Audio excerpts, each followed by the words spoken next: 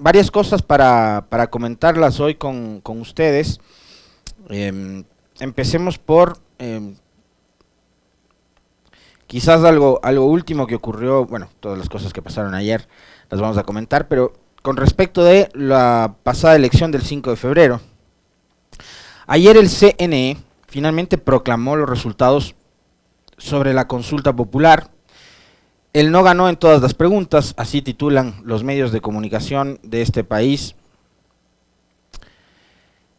la noticia, y ahí están viendo ustedes justamente los cuadritos que contienen los resultados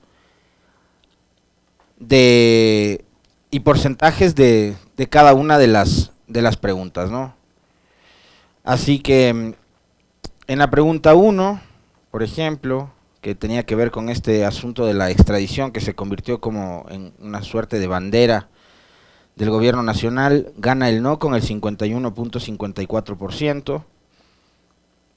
En la segunda pregunta hay un porcentaje del 56.71%, mucho más extenso, ¿no?, que tenía que ver sobre el tema de la fiscalía. En la pregunta 3, 53.7%, en la 4, 54.5%, en la 5, 57.63%, en la 6, 57.87%, que creo que es una de las que más diferencia saca,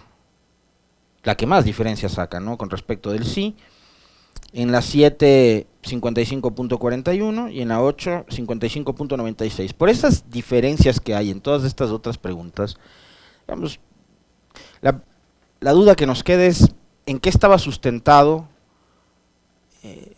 todos esos rumores, no pasaron de aquello, ¿no?, rumores de supuesto fraude en torno a un proceso electoral que había generado muchísima expectativa.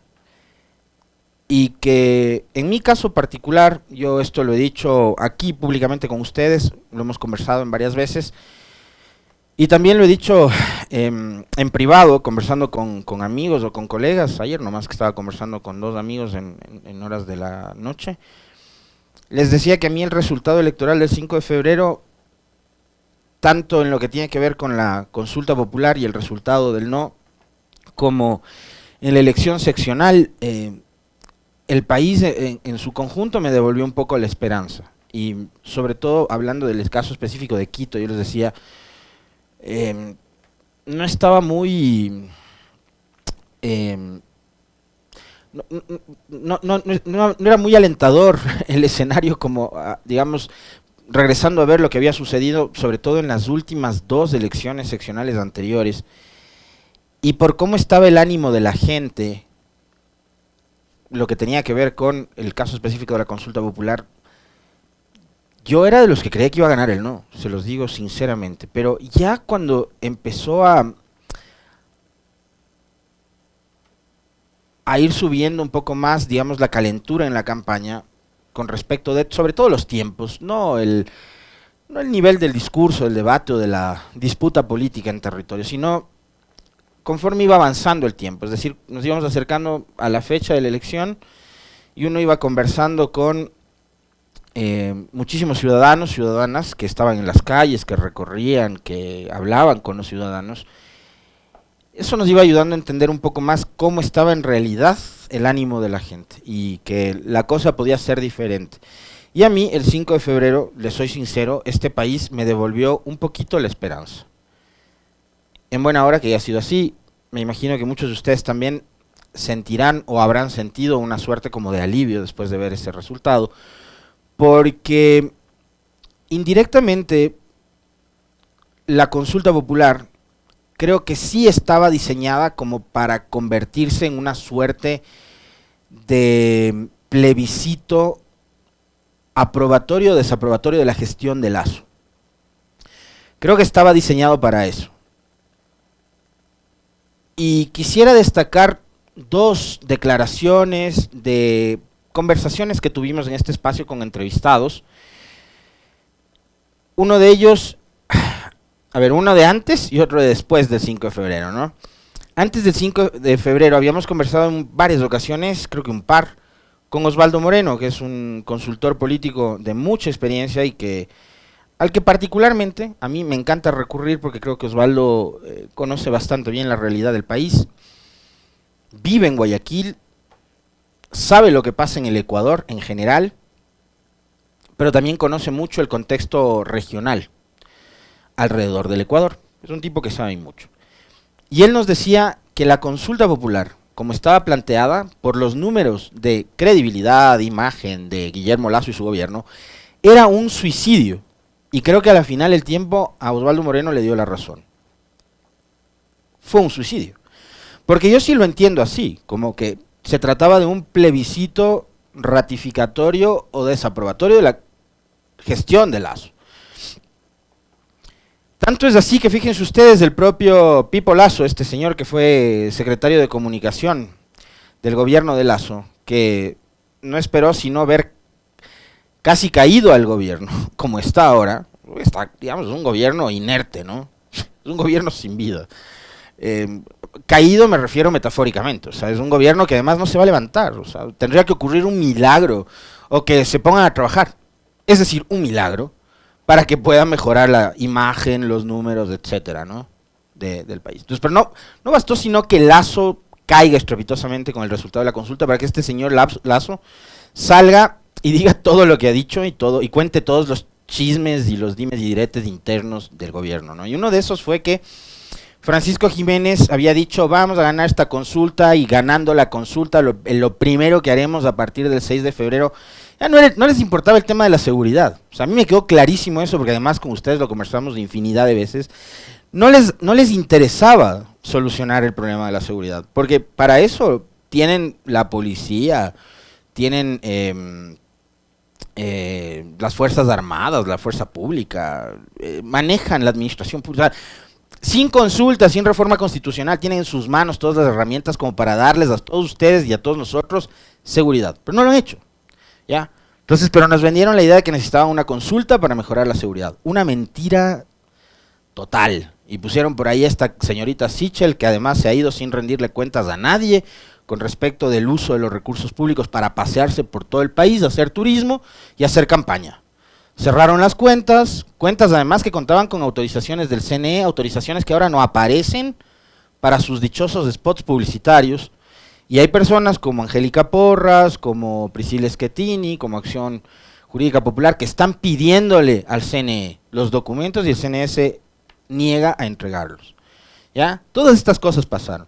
Entonces sale este señor y dice, pero si estos manes lo que querían era a partir del 6 de febrero no darle seguridad, sino empezar la campaña de reelección de Guillermo Lasso. En eso estaban pensando. Esa era la clave que tenían ellos en su cabeza después de supuestamente ganar la consulta popular. Y este país les dijo que no. Y hubo un sector de gente muy pequeñito, eso sí, muy chiquitito, que se negó a aceptar los resultados electorales. Y que hasta ayer vi que desfilaban en algunos medios que todavía les dan apertura, y yo celebro que sea así, porque de eso se trata, de ser democráticos, de ser plurales, como ayer. A mí hubo muchas cosas que me... Gutiérrez es un tipo simpático, ¿no? Es un tipo que puede caerles bien o mal, pero a mí por lo menos me resulta simpático escuchar a Gutiérrez, oírle hablar del que le sedaron los generales antes del golpe de Estado en abril del 2025, van sumando anécdotas, ¿no? Entonces, pero bueno, ya dejando de lado ese tema, está bien que les abran espacio. Hasta ayer vi voces, escuché voces que hablaban de fraude. Bueno, los resultados de la consulta popular están sacramentados, son oficiales y están publicados. Ganó el no en las 8 preguntas, en unas con más diferencia, en otras con menos, no me importa. Un partido se gana 1-0, se gana, punto. Que quedé campeón por penales, no importa, quedaste campeón por penales, ganaste, listo. Acá a mí me da igual si la diferencia es de 1 punto, de medio punto o de 15 puntos, ganó el no, se acabó. Y los que quisieron regar el rumor del fraude, en buena hora, que no tuvieron eco en la mayoría de la población y que este país, por lo menos en ese sentido, mantuvo un poco la calma. Y no hubo ningún loco que pretendió, como ya pasó en 2017, salir a pretender quemar Quito. porque no le gustó el resultado electoral del 5 de febrero. Y fueron 3, 4, 5, 10, 20 gentes, sobre todo en Twitter, ahí sí son expertos para coger y publicar y decir lo que les da la gana, que empezaron a tratar de calentar el ánimo en Twitter, en buena hora, que de ahí no trascendió a ninguna otra parte. Así que los resultados están listos. Se acabó la consulta, ganó el no, punto.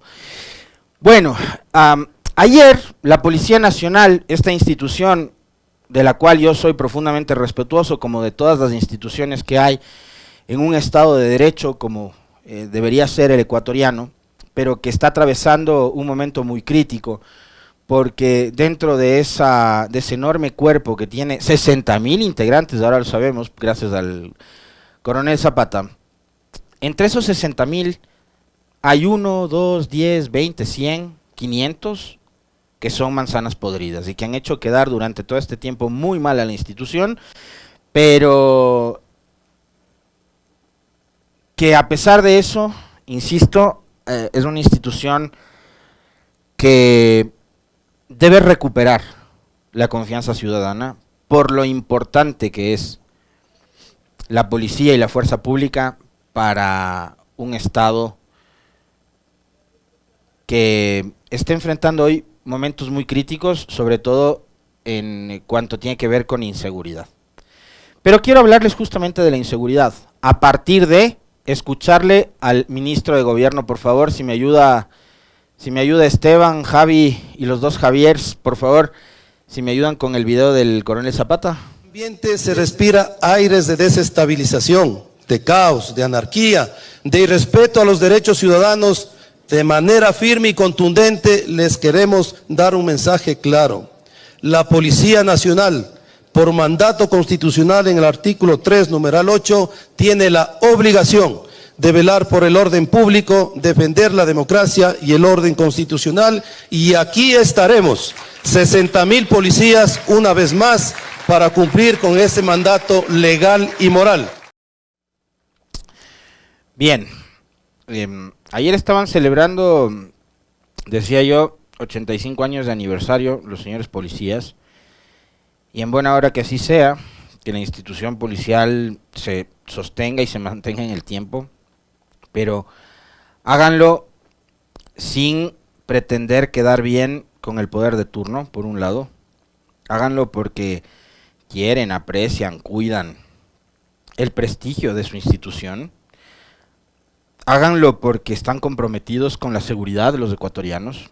No lo hagan únicamente por tratar de quedar bien con el presidente o el gobierno de turno.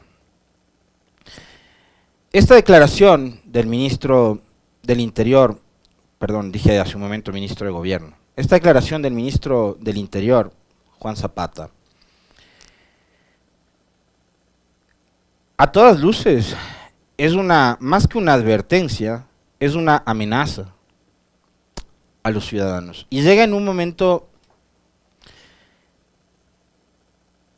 trascendental, y por eso creo que el discurso del ministro Zapata es un discurso absolutamente imprudente. Y quiero anticiparme un poquito. Estamos hoy 3 de marzo. En 5 días habrá la gran movilización por el 8 de marzo, el Día Internacional de la Mujer, que es un día en donde además desde hace un año las Naciones Unidas nos ha planteado en esta fecha, el 8 de marzo, ir más allá del tema de la defensa de los derechos de la mujer como se los ha venido tratando y avanzar hacia, por ejemplo, la defensa de los derechos de las mujeres en el acceso hacia la tecnología, la información, etcétera, etcétera, ¿no? Pero en Ecuador, ¿será que vamos a estar hablando sobre eso o tenemos que obligatoriamente seguir hablando sobre el mismo tipo de amenazas y de peligros y de riesgos que enfrentan las mujeres desde hace décadas, quizás siglos, ¿no? Y que tiene que ver con un machismo que es estructural y que se expresa de muchas formas en una sociedad que es demasiado violenta, indistintamente de si usted es mujer, es hombre, es niña, es niño, es adolescente, es transexual, es bisexual o lo que sea. Sea adulto, adulto mayor, lo que sea. Esta es una sociedad violenta por donde se lo mire. Y nosotros en este país seguramente poco estaremos hablando, casi nada estaremos hablando sobre los temas que nos plantea Naciones Unidas, por ejemplo. ¿Ya? Y seguiremos hablando sobre los altísimos niveles de violencia que enfrentamos como sociedad en general y sobre los altísimos niveles de violencia que tienen que soportar las mujeres a diario. O sea, por ejemplo, un hombre, digamos, un tipo como yo, 41 años, aparento menos, ¿no? Pero 41 años, yo no tengo miedo de subirme a una unidad de transporte público, porque sé que a mí no me va a pasar nada, porque sé que a mí nadie me va a manosear, me va a acosar, me va a amedrentar. Lo propio puede pasar con cualquiera de los hombres que nos están escuchando, que me están viendo. ¿No es cierto? Nosotros nos subimos a un taxi, capaz del riesgo es que te asalten, ¿ya? Que te roben, pero no que atenten contra tu integridad física. Digamos, los riesgos a los que están expuestas las mujeres son múltiples. Entonces, sobre estas cosas vamos a tener que estar y seguir hablando en un país que es tan violento, ¿no? Como el nuestro. Y el 8 de marzo es una fecha que no debería estar empañada por la coyuntura política y deberíamos sí sumarnos. Quizás voy a anticiparme más de lo que debo a lo que pensaba conversar con ustedes el próximo miércoles. Pero la marcha del 8 de marzo es de las mujeres, es por las mujeres. Y creo que muy mal harían las organizaciones sociales, y ustedes saben específicamente a cuál me refiero, a interferir o intervenir en una marcha que, por ejemplo, el año pasado ya fue reprimida con violencia por parte de la Policía Nacional. El año pasado salieron solo mujeres. Ahora dicen, va la CONAIE, van tales, van no sé qué. Capaz y lo mejor es que no lo hagan, que revean esa decisión. Entiendo, sí, hay que respaldar, todos vamos a respaldar a las mujeres en su lucha por avanzar en el respeto de los derechos al trabajo, a la vida, a la salud, a defender su cuerpo, su integridad, para que ocupen más espacios cada vez en la sociedad. Sí, yo el 8 de marzo pretendía salir con mi hija a las calles, que es un momento súper especial, tiene 9 años, para que empiece a escuchar y hablar sobre estos temas. Pero como están las cosas, y después de escucharle ayer al ministro del Interior, Zapata, pero es que me daría terror salir con una niña de 9 años a caminar el 8 de marzo, cuando debería ser lo más normal del mundo. Y claro, como ya hubo sectores sociales que han dicho, sí, gracias Quique, por esto, me dice, y el rol de las WARMIs en las comunidades, sí, eso es distinto. Es decir, si vienen las WARMIs, si vienen las mujeres de las comunidades, de los sectores de la ruralidad y se suman a la marcha, está perfecto, pero que no se contamine la marcha del 8 de marzo con otro tipo de consignas a propósito de la coyuntura política que está viviendo actualmente el Ecuador. Solo eso, es mi opinión. Creo que las mujeres del año anterior pusieron el pecho a las balas, y aquí también lo comentamos y fuimos muy críticos de cómo fueron reprimidas las mujeres en las calles de este país, porque fue doloroso ver cómo eran arremetidas por los caballos de la policía, cómo muchas de esas mujeres tuvieron que ir a parar en casas de salud asfixiadas por haber inhalado el gas lacrimógeno. Y sí, obvio, las mujeres en general tendrán que salir también a reclamar y saldrán a reclamar, porque estamos en un país que redujo presupuestos para atender en cuestión de política pública los derechos de las mujeres, las casas de acogida, ¿no es cierto? Que crearon con bombos y platillos, no crearon nada, cambiaron de nombre una institución y un edificio, porque la estructura sigue siendo la misma. La Secretaría de Derechos Humanos al Ministerio de la Mujer, con menos presupuesto. Entonces sobre eso, claro, las guarmis, las mujeres de este país tendrán que salir a protestar. Y muchos de nosotros tenemos que salir a respaldar esa protesta, por supuesto que sí, pero de forma pacífica.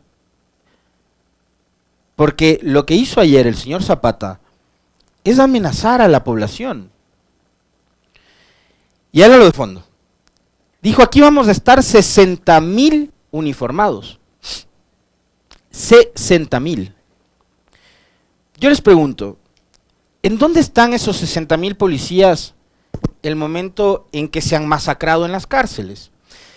¿En dónde están esos 60.000 policías cuando en el 2022 hubo 5.000 muertes violentas en este país? ¿En dónde están esos 60.000 policías para frenar el arranque de año más violento de la historia del Ecuador, que es el de este 2023? ¿En dónde están esos 60.000 policías cuando ocurre un asalto, un robo, una emergencia? Se les llama y aparecen 2, 3, 4 horas después de la emergencia. ¿En dónde están esos 60.000 policías para reclamar por los derechos de ellos mismos cuando les toca salir a patrullar en vehículos que no tienen ni siquiera gasolina, que no tienen para darles mantenimiento, para el cambio de los neumáticos? ¿En dónde estaban esos 60.000 policías cuando asesinaban a María Belén Bernal en la escuela de policía? 60.000 policías, escuela de policía, asesinato de María Belén. ¿En dónde estaban? ¿En dónde estaban cuando Cáceres, uno de los suyos, se fugó a vista y paciencia de todo el mundo? 60.000 policías. ¿En dónde estaban? Ese alarde, aquí vamos a estar 60.000 policías. ¿En dónde están los 60.000 policías cuando a diario nos matan a los ecuatorianos? Coronel Zapata, ministro del Interior, presidente de la República. Y una cosa que a mí me sigue ofendiendo como ciudadano, porque yo les voy a repetir esto hasta el último día que esté acá, la democracia no únicamente es ir a votar cada 4, cada 2 años o lo que sea. Eso no es democracia, únicamente. Es parte de la democracia, sí, ok, pero no solo es eso la democracia. La democracia es participación, la democracia es participación a través de la protesta social, por ejemplo. Si tienes un gobierno sordo que no escucha, y la única forma que escucha es cuando sales y le gritas que te estás muriendo del hambre, que no tienes trabajo, que quieres seguridad, que no quieres que te maten cuando sales a trabajar, eso también es democracia. A mí una cosa que me está hartando es que salgan uniformados o ex uniformados a decirnos a nosotros, a los ciudadanos, qué es la democracia y que ellos son los que defienden la democracia y que ustedes o que nosotros somos los que atentamos contra la democracia. Ya basta de andar pretendiendo dar lecciones de lo que es y lo que no es democracia, ustedes que han vivido sometidos toda la vida. 7:35, un abrazo, profe, nos vemos mañana. Ay, me olvidaba algo que también creo que era medio importante, ¿no? La cartita esta, puedes ponerle antes de darle paso al profe, hablemos de la cartita. ¿Está por ahí la cartita? Ya, ahí está, la cartita. Declaración sobre la estabilidad democrática en Ecuador. Los ex jefes de Estado y de Gobierno, integrantes de la Iniciativa Democrática de España y de las Américas, IDEA, expresan su preocupación y alertan a la opinión pública sobre el propósito de partidos opositores, organizaciones sociales y de la Asamblea Nacional, pero fíjense, que los partidos opositores, que organizaciones sociales y que la Asamblea Nacional sean un contrapoder a estos señores que defienden la democracia les preocupa. Esto es graciosísimo. Ya, de destituir al presidente Guillermo Lasso, elegido por el pueblo para que gobierne por un periodo de 4 años, de acuerdo con un expreso mandato de la Constitución. Así como hemos abogado por el principio de la alternabilidad en el ejercicio del poder, por ser consustancial a la democracia y al Estado de Derecho, también creemos que deben respetarse y cumplirse los periodos para los que fueron elegidos los presidentes. A la salud de una democracia, al bienestar de los ciudadanos, al progreso de un país y a su respetabilidad internacional no conviene la inestabilidad política que suele ocasionar el reemplazo intempestivo e injustificado del presidente de la República. En vista de estas consideraciones, movidos por la fe democrática que nos agrupa, nos permitimos hacer un ferviente llamado a la Asamblea Nacional, a la Corte Constitucional, a los partidos políticos, a la sociedad civil y al pueblo ecuatoriano, a que se respete el periodo constitucional para el cual fue elegido el presidente Guillermo Lasso. Más todavía, si su pretendido enjuiciamiento no llega a sustentarse en hechos incontrastables y en sólidas bases jurídicas y constitucionales. Firman Óscar Arias de Costa Rica, José María Aznar de España, Nicolás Ardito de Panamá, Felipe Calderón de México. Hace poco nomás procesó la justicia mexicana al jefe de seguridad del gobierno de Felipe Calderón por haber estado vinculado con el narcotráfico. Si es que no lo sabían, ahí les cuento. Rafael Ángel Calderón de Costa Rica, Alfredo Cristiani de El Salvador, Iván Duque de Colombia, Vicente Fox de México, Federico Franco de Paraguay, Eduardo Frei de Chile, César Gaviria de Colombia, Osvaldo Hurtado de Ecuador, Luis Alberto Lacalle, padre del actual presidente de Uruguay, Mauricio Macri de Argentina, Yamil Maguad del Ecuador, ¿sí le conocen? Carlos Mesa de Bolivia, Lenin Moreno del Ecuador, ¿sí se acuerdan de Lenin? Mireya Moscoso de Panamá, Ernesto Pérez de Panamá, Sebastián Piñera de Chile, Jorge Tuto Quiroga de Bolivia, Miguel Ángel Rodríguez de Costa Rica, Julio María Sanguinetti de Uruguay, Juan Carlos Varela de Panamá, Juan Carlos Guasmosi de Paraguay, y no podía faltar en esta lista don Álvaro Uribe Vélez, jefe de los Paras de Colombia. Tremendo apoyo que suma Guillermo Lasso con estos cuadrazos que nunca dijeron nada cuando dieron el golpe de Estado institucional en contra de Dilma en Brasil a través del impeachment. Nunca dijeron nada todos estos cuadrazos cuando dieron el golpe de Estado en contra de Evo Morales en noviembre del 2019 y pusieron en el poder a la dictadora Yanine Áñez. Nunca dijeron nada estos cuadrazos cuando dieron el golpe de Estado en Paraguay contra Fernando Lugo o en Honduras. Nunca dijeron nada los defensores de la democracia. Salieron en defensa del presidente Lasso, un club internacional de impresentables.